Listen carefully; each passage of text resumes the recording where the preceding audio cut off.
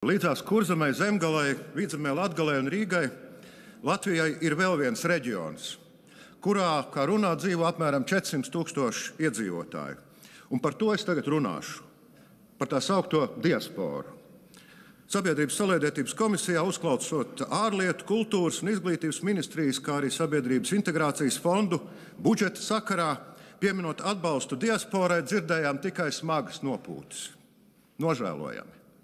Šausminamies par demogrāfisko krīzi Latvijā, par smadzeņu un darba spēka aizplūšanu, bet budžetā samierinamies ar to, ka tas viss ir neatgriezeniski. 100 svētdienas skolām, 160,000 eiro gadā telpu īrei, mācību līdzekļiem un citam atbalstam. Kaut visi mani tuvinieki atkal ir Latvijā, tomēr nojaušu, ka, teiksim, Anglijā par 1600 eiro var noīrēt labākais jau vienistabas dzīvoklīt, varbūt uz augstākais 2 mēnešiem. Tas ir atbalsts svētdienas skolai gadā. Mēs gribam, lai mūsu tautieši Latvijā atgrieztos ar latviešu valodu protošiem bērniem, ir izglītības sistēmai atbilstošiem bērniem. Mēs lepojamies ar 10 diasporas deju un dziesmu kolektīvu mūsu dziesmu svētkos, bet nevaram nodrošināt pilnvērtīgu skolotāju apmācību un deju kolektīvu vadītāju repertuāru apguvi, netērējot viņu pašu personiskos līdzekļus. Tautiešu lojalitāti Latvijai mēs neskāpēc uzskatām par pašsaprotamu. Viņi taču tur pelna. Bet kā es to saprotu? Trimdas latvieši, kas 40. gados skumjās bija spiesti pamest Latviju, dzīvoja sapņos kādreiz atgriezties dzimtenē, kuru mīl.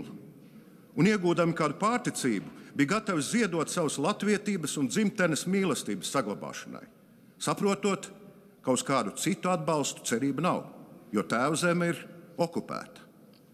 Savukārt pēdējos 30 gados aizbraukušie ļoti daudzi valsti pameta ar rūgtumu un neticību sirdī. Tātad trimdas latviešos mums jāsaglabā ticība Latvijai, bet vēlāk aizbraukšo sirdīs jāatgūst uzticība mūsu valstī un jāatgūst pārliecība, ka viņi ir mūsējie. Un tas, kolēģi, ir visgrūtākais, un tas kaut ko tomēr maksā, ja negribam atteikties pavisam.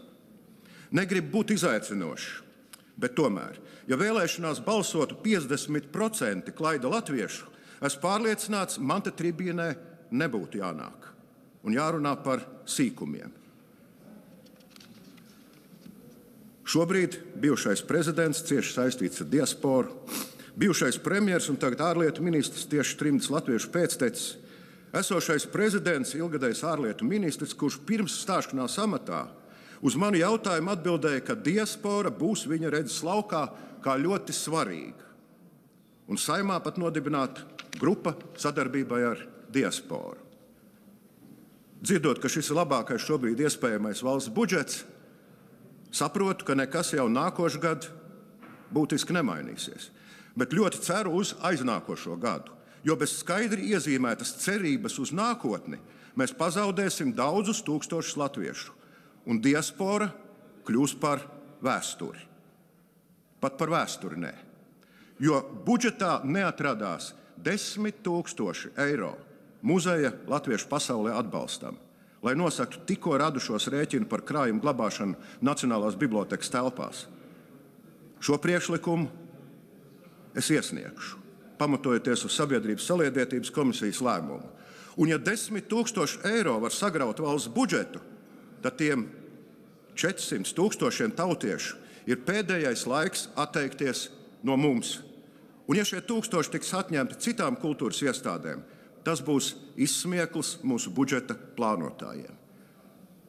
Tad, kolēģi, tiekoties Londonā, Vašingtonā un citur ar mūsu vēl nezudušajiem tautiešiem, atcerieties tomēr Raiņa dzeju, kuru visi zinām. Bagāts viņš, bet mīkstu sirdi, dzird par grūtdienīšu raudām. Tūdaļ kabatā bāž roku, izvelk savu nēsdodziņu.